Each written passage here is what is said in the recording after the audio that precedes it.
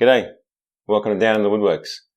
This is my 5 years on YouTube, shop tour and Q&A session. So I think what we'll start with is the shop tour and then we'll come back and do the Q&A.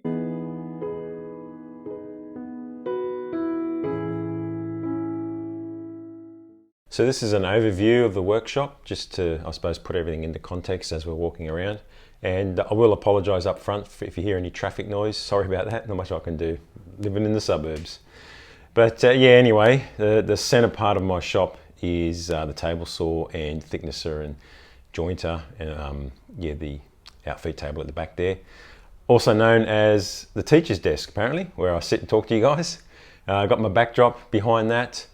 The jointers over there, that's the door I usually come into the workshop. I'm at the moment standing at the roller doors. There's my 14-inch bandsaw. And yeah, so as we'll move around, we may as well start where this whole journey started, which was my very first video, was the unboxing and assembly of the table saw. Now this is the Hafco 12-inch table saw. I think it's SB12 is the model number. Overall, I'm really happy with the saw. It's like anything else. If you tune it and dial it in, you'll get great results. The only issue I had was that the original fence was a little bit bowed. The extrusion wasn't dead flat or square. So I just made this I think it's called Beesmeyer style fence, and it's been great ever since. And I never ever lose a pencil or a pen or a ruler, so it's worked out great. So just to the right of the saw, sitting just there, is my thicknesser. It's also a Hafco model. It does have the, not quite sure what you call it, whether they call it a spiral head or a segmented head. It's not a true helical head, which I'll show you in a sec in my jointer. But again, it's a great machine. It does the job that you want it to do. For my thicknesser, I just made that trolley. It is a mobile trolley. I don't know why I put wheels on it. I know a lot of people like to have their tools mobile. It just depends on your workshop setup. Me, I'm the type of person that everything has its place and a place for everything. And I like things to just be where they are. So although that's got wheels on it, it's actually bolted to the side of the bench, so it doesn't move anyway. On this side of the table saw, I've got a built-in router table. I made that router table and I have a video on that. I think there's probably a couple of videos on that, including upgrades, and the latest was the drawers that I put in this bottom section. Let's see if I can pull them out. So I did these slide out drawers for router bits, you can see there, and then this bottom drawer here just for other stuff. Fantastic router table, can't fault it.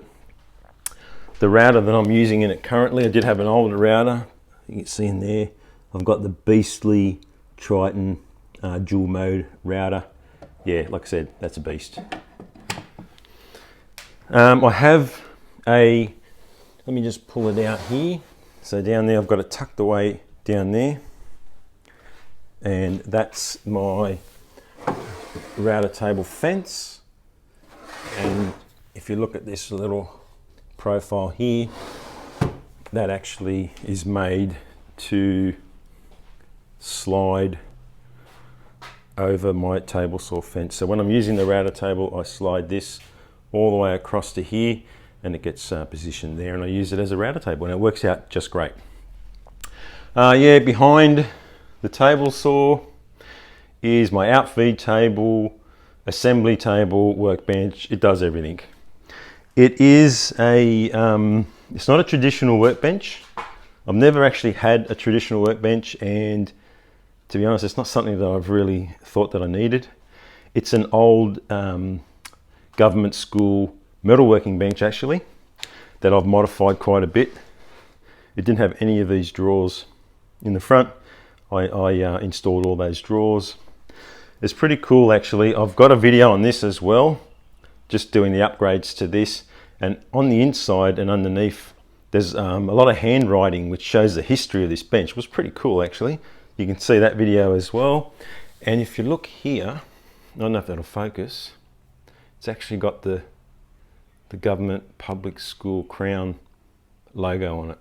Yeah, so like I said, it's pretty cool. It's very, very sturdy, old style joinery. It's made of hardwood. It's very heavy.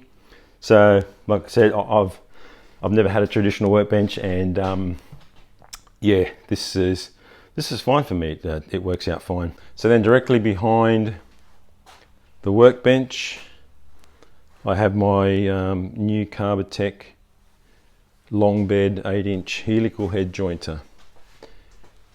This thing is amazing and I love it. I did have an old school straight knives jointer which I bought secondhand. No problem. I'm not faulting that machine. It was okay for a secondhand machine. But the thing is that I found myself doing more and more reclaimed hardwood, and that's pretty tough on those old straight knife machines. So I went for the helical head, and let's have a look at that. Oh, it's a thing of beauty. Behind that, I've just got clamp storage, screws, odds and ends, my tool wall. This is a recent addition. It's great having the tools out, to be honest. Tool walls aren't just for showing off. Some people might think they're just for showing off. To be honest, they're very, very practical. It's amazing just to be able to turn around and grab a tool and I know exactly where it is. So yeah, recent purchase, my Narex chisels. Recent purchase, my Japanese saws.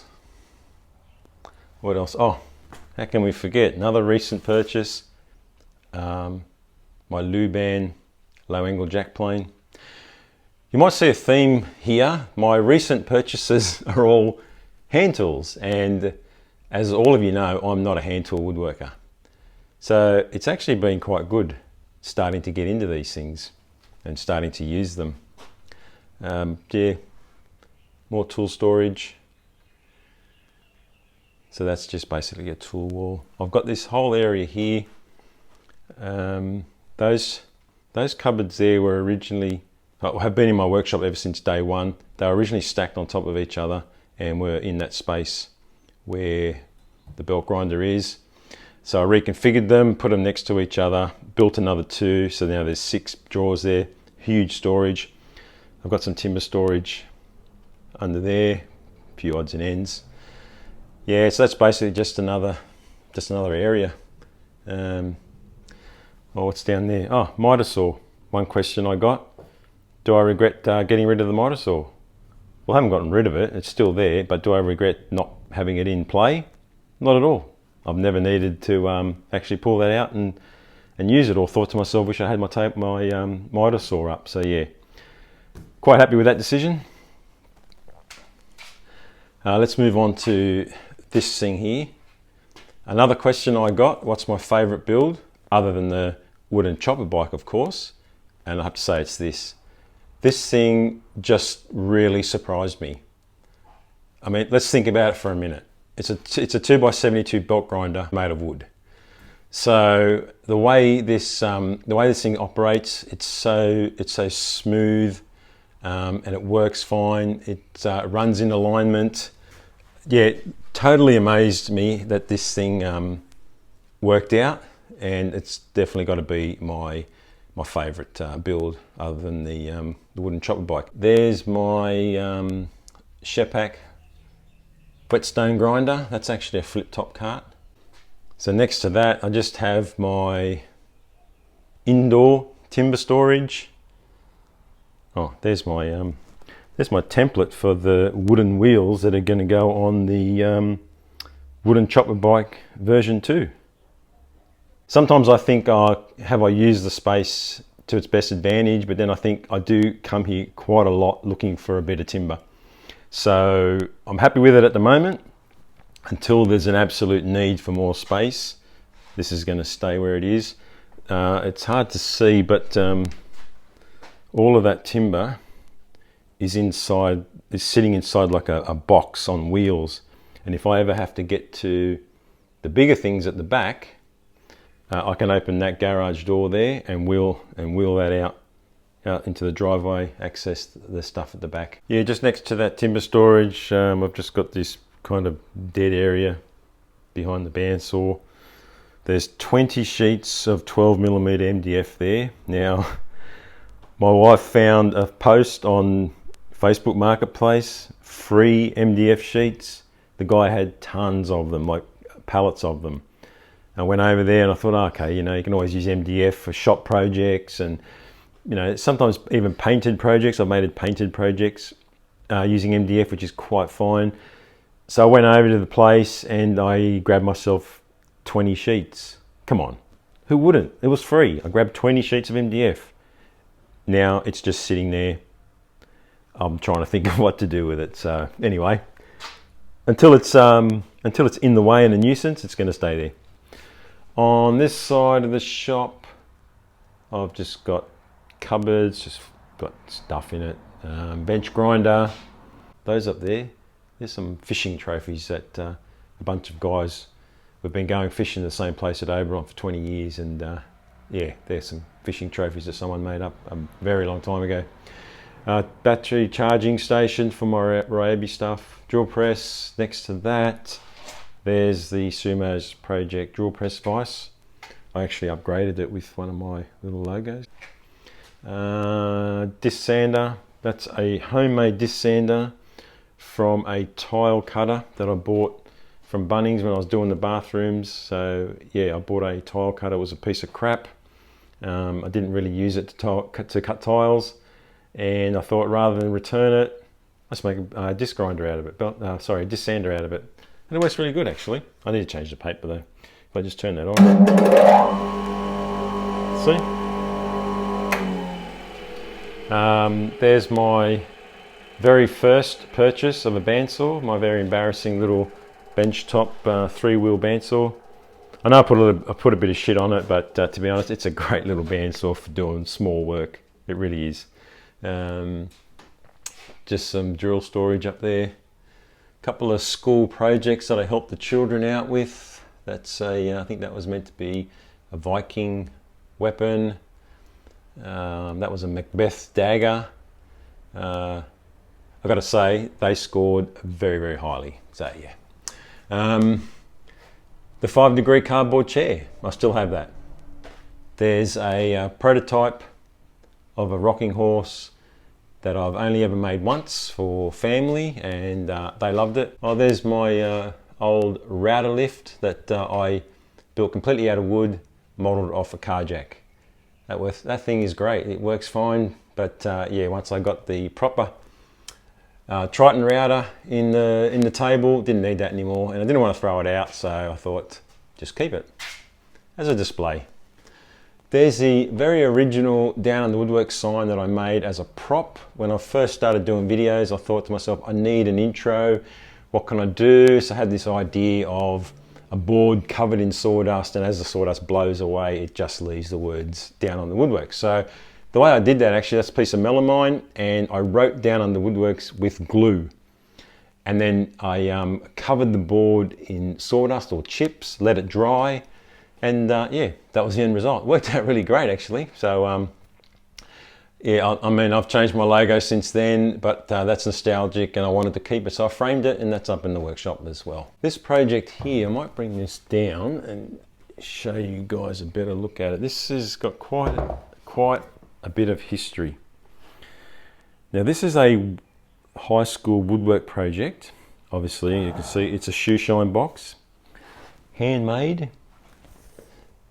It has hand-cut dovetails, the first and only hand-cut dovetails I've ever done. So they look really shitty, but keep in mind, I was probably 14, 15 years old, and first time I ever did them. Brought it home when it was finished, gave it to my dad, and my dad used it constantly. Like, it was his shoe shine box for so many years. My dad was kind of the Italian gentleman, and he always dressed nice for work. He always had polished leather shoes. So he used this box so much. It only came back to me about 5 years ago after he passed away, so it was really good to get that back. But if you look inside, it's still got all his stuff, all his shoe shine stuff.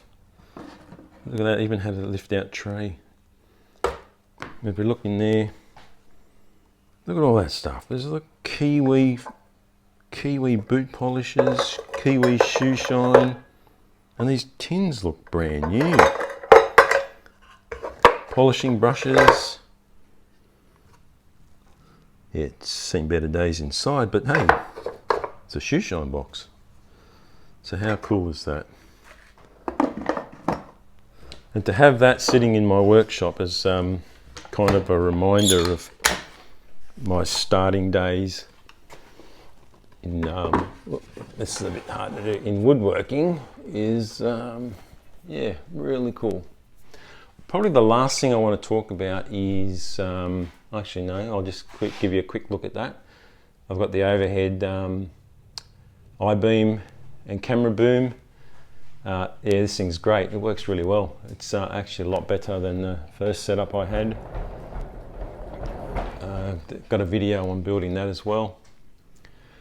But yeah, the last thing I want to talk about was my dust extraction. Now, my dust extraction is fully piped throughout the whole workshop in 90mm PVC pipe.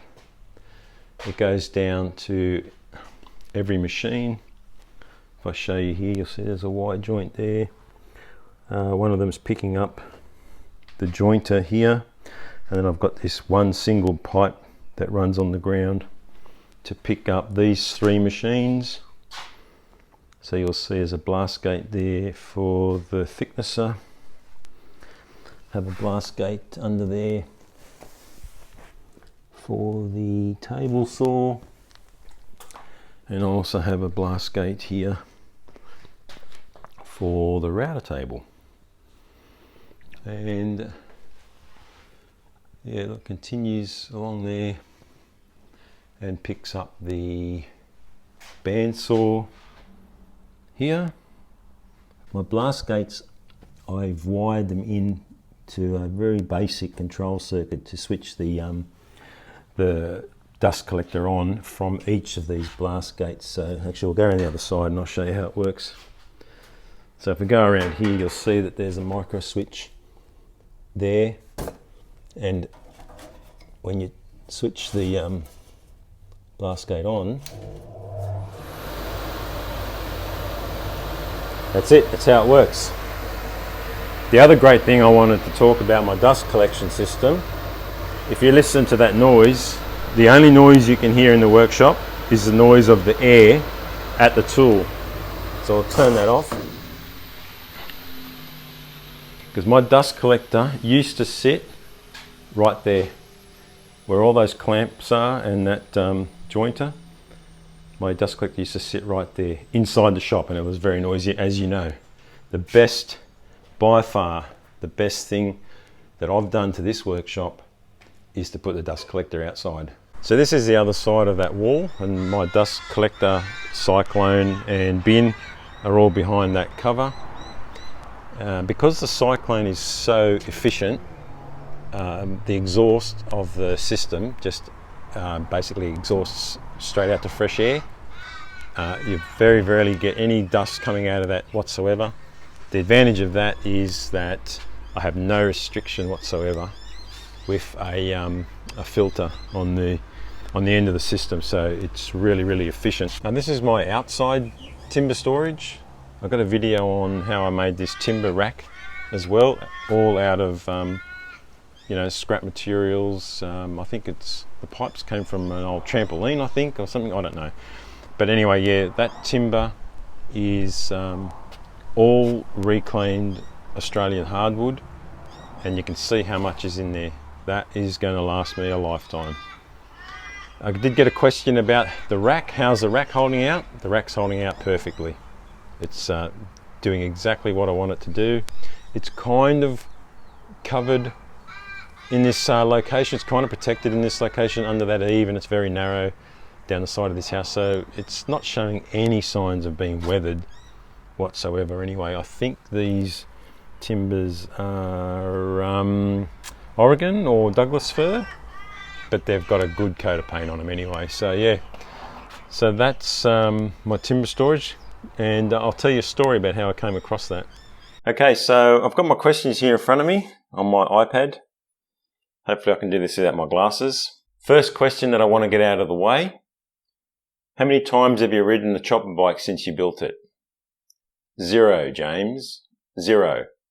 It's more of an art piece than a bike. But the version 2 that I mentioned in the shop tour, hopefully, if I ever get around to building it, is intended to be a fully rideable bike. How do you go about designing the brilliant jigs you've made videos on in the past? Is it because you think about the functionality of that jig and therefore consider the intricacies of the build, or simply become inventive as you're making them? The way I approach jigs is just a very straightforward approach. I've got a very analytical, practical mind, so things just seem to come to me. I think I'm very good at problem solving. One example that I thought I would show, if you remember or go back and watch my very early video of making the little square mantle clocks, I needed a way of cutting the brass inserts for the hour markers. I needed 12 of them and they all had to be the same size. And I thought, how am I going to do that? So the way I approached it was, I could just measure them off individually. This is the brass rod. I could measure them off individually, stick them in the vise and cut them, but that would be too long. That would take too long. I need a quicker way and more consistent way of doing it. Then I thought, well, maybe if I just drill a hole in a piece of wood, stick the rod in there, and then cut a kerf in that wood that's a certain distance from the end of the hole, and just hacksaw through there, they'll all be exactly the same. But then I thought, well, if I do that, that little bit, that tiny little bit is stuck inside here. How am I going to get that out? Can't go like that every time. So then I thought to myself, if I drill a hole in the bottom, they'll just fall out. And I don't know what else to say. It's basically just as simple and straightforward as that. Favourite 3 uncommon power tools. I don't know if I have any uncommon power tools. I suppose the only thing I can think of is my 2x72-inch belt grinder. It's something that you'd more see in a metal fabrication shop than a wood shop.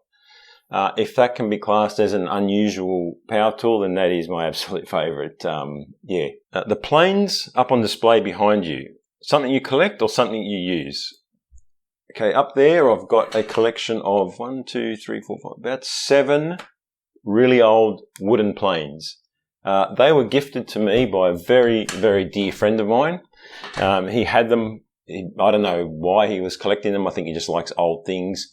And he just thought that they would be better suited to me, and it would be something that I could put on display in my workshop. I have no intention of using them. So they're display only. I would love to restore 1 or 2 of them one day, but I don't know if I'll ever get around to that. What's the biggest lesson you've learnt in your shop that sticks with you? The biggest lesson by far would have to be that you don't need every tool or every fancy tool all at once to do woodworking. I've been woodworking on and off for most of my life, and I only bought my table saw 5 years ago.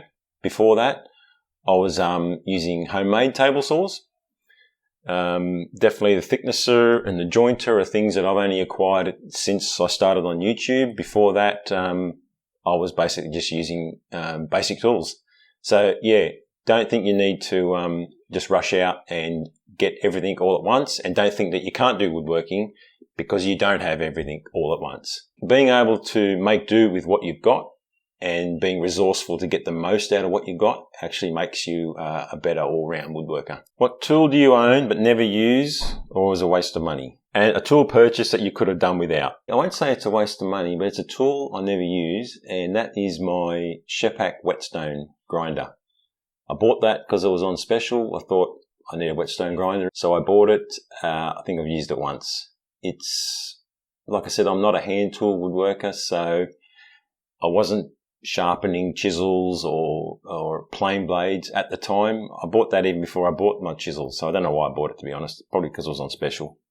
But I've used it once. I I don't do a whole lot of hand tool woodworking, so I can't see myself needing to do really big grinds or massive big resharpens on my chisels or my plane. So that's probably something I'll very rarely use. What tool have you bought but barely used but can't bear to be without in case you need it? Again, that's the same tool. Although I don't use it, I won't get rid of it because it might be that one day that I want to use it. What is a tool that you've been surprised with that you use more than you initially thought? Again, let's get back to the fact that I'm not a hand tool woodworker and I'm only just recently discovering hand tools. I only bought my plane about a few weeks ago. The reason why I didn't have a plane before that is because I never thought I needed one. I would always work out a way of doing something differently. But since I've gotten the plane, I've used it a lot of times and it's great. I actually enjoy using it. Is there a tool that you wished you had purchased sooner? Probably not, because as I said, my woodworking journey's evolved over time and I've always managed to do or get the best out of what I've had. And as I've evolved, I've just purchased the tools or the different tools along the way. So no, there isn't anything that really stands out that I think, I wish I had that sooner. Is there a tool you didn't really see the point of before you tried it, but now you don't want your shop to be without it? Again, I have to go back to the hand tools. I've sort of recently purchased the Narex chisels. Before that, I had the crappiest, cheapest set of chisels. My Japanese hand saws, I love them. And the hand plane. Now, I've only bought them recently, so obviously before I bought them, I didn't think I needed them. But I'm, like I said, I'm glad I have now, and it's good to use them. Have you had an injury or lucky moment in the shed that went bad but could have been a lot worse? No, never really had an injury. I work solely alone in my workshop, so I don't have any distractions. I'm competent in what I do, and I have total respect for my tools. So I don't think that I abuse them. Sometimes I get comments that my hands are too close to the blade. Look, I know exactly what I'm doing, and I know the risks. And I've never had an injury. I have had a close call though. Some of you may remember. I'll just put up a little bit of a video here. This is when my blade in my table saw came loose.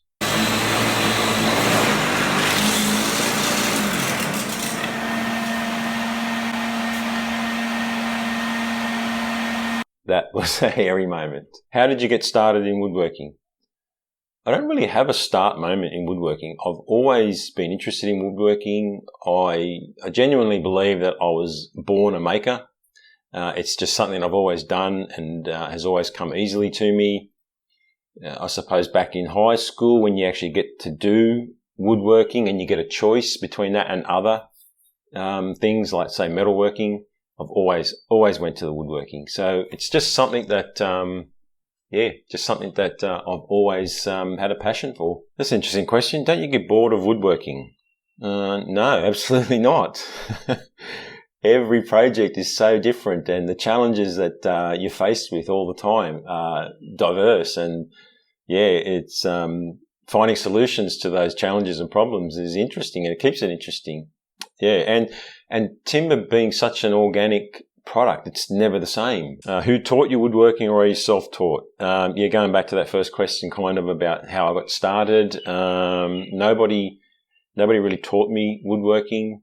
I'm the kind of person who's a prolific self-learner, and I learn very well from visually seeing things. So I've just basically developed my skills over time. What would a good drill press for a home workshop be? I may also do some metal fabrication in the future as well, so I need something that would handle that too. I'm not an expert on drill presses. I've had the same drill press for 15 or 20 years. It's just a Ryobi benchtop drill press. It's fine. It does what I want it to do. I sometimes drill metal, but not a lot. I'm not sure what kind of metal fabrication you're thinking that you might do, but I think my advice to anybody about tool purchases is once you've decided that you either want or need a tool, always try and buy the best that you can afford. You always seem to have a good supply of secondhand wood.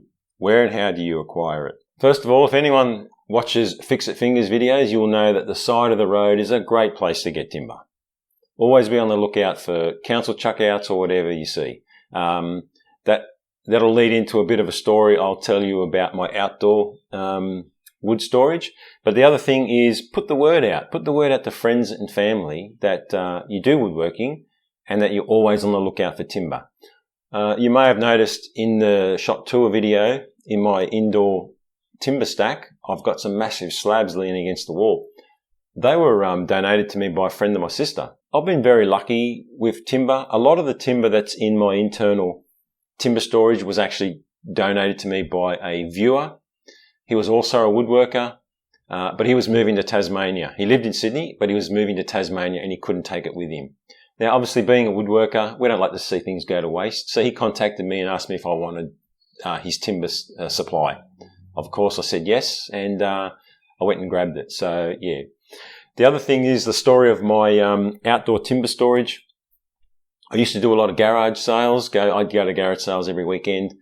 I just rocked up to this garage sale one day. But when I pulled up to the house, on the front curb, this guy had big hardwood timber posts from an old timber fence that he just obviously had pulled down and had a new fence put up. But the timber posts were in really good nick. And they're the exact timber posts that I used to make my little mantle clocks.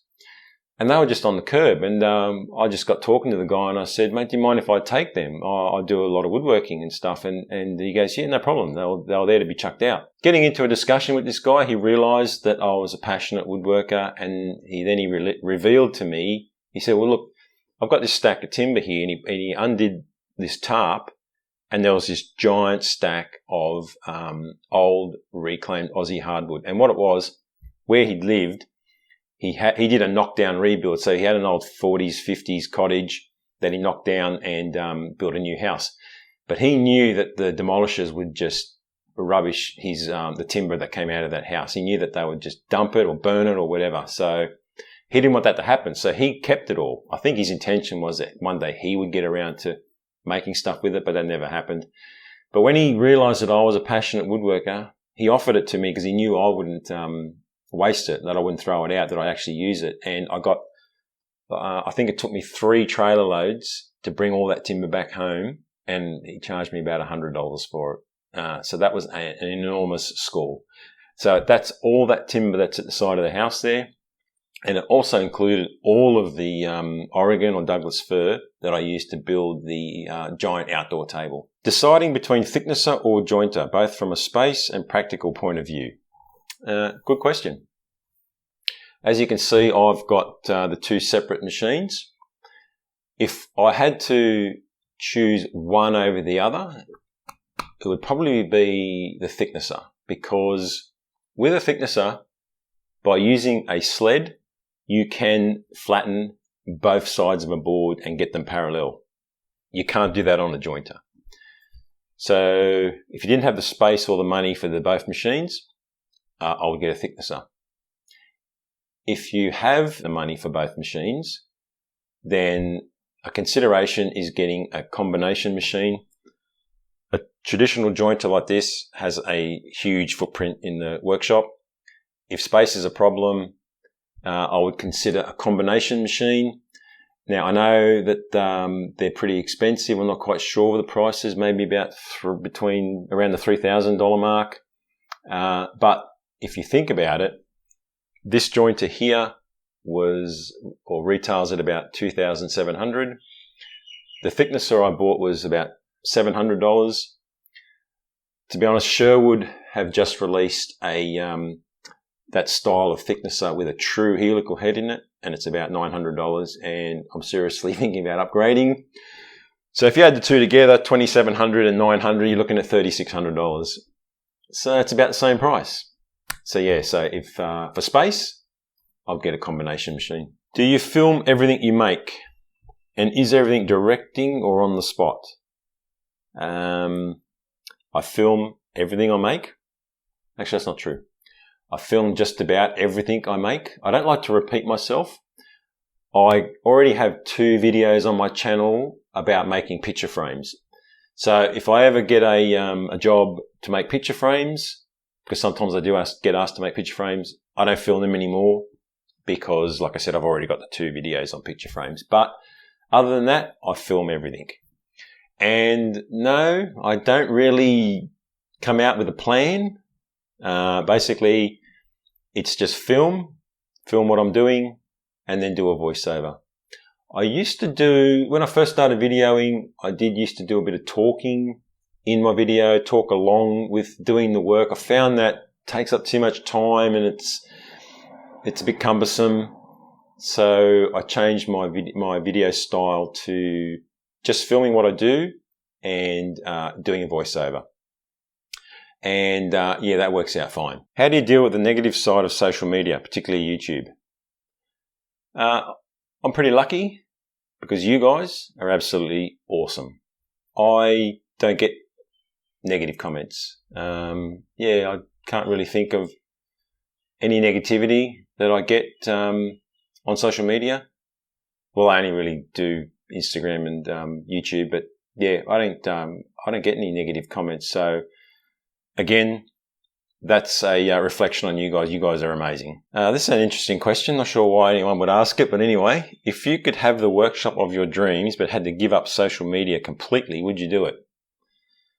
Well, you know what? I'm sure everybody would say first reaction to that question is, absolutely, I'd give up social media to have a dream workshop. All the best machines, more room. I wish I had more room. But then when you think about it just for a minute, you think, okay, that'd be great to have the workshop of your dreams and being able to build amazing stuff. But then what's the point of that if you can't share it with anybody? How much is that important to you? So yeah, it's a tough question actually. To be honest, I think outside the square. I'd probably agree to that and get the workshop of my dreams, and then jump on social media again afterwards anyway and just claim ownership by possession. I think we're going to finish off with a few questions about YouTube actually. So what lessons has being on YouTube taught you? Make sure you know what you want to get out of it. Be yourself. I think that's really important.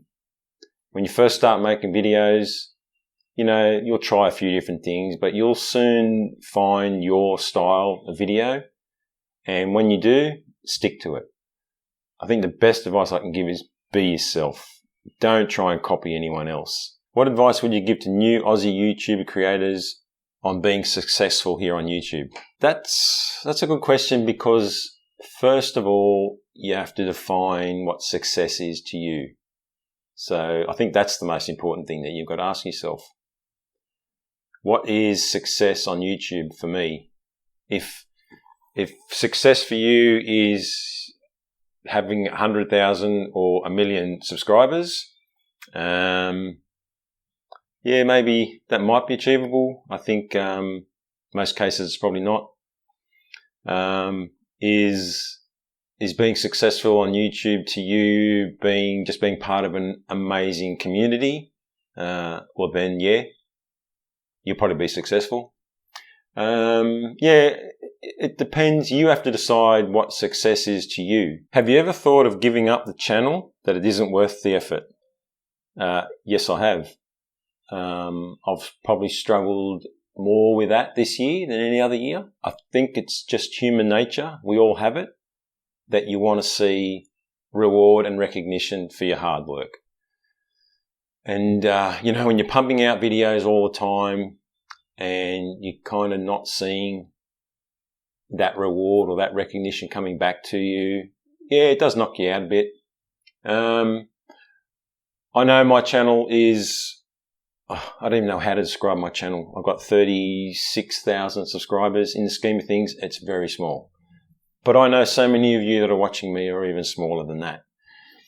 So, yeah, and just to see on a regular basis your subscriber count growing so painfully slow is, yeah, it can make you ask yourself, is this worth it?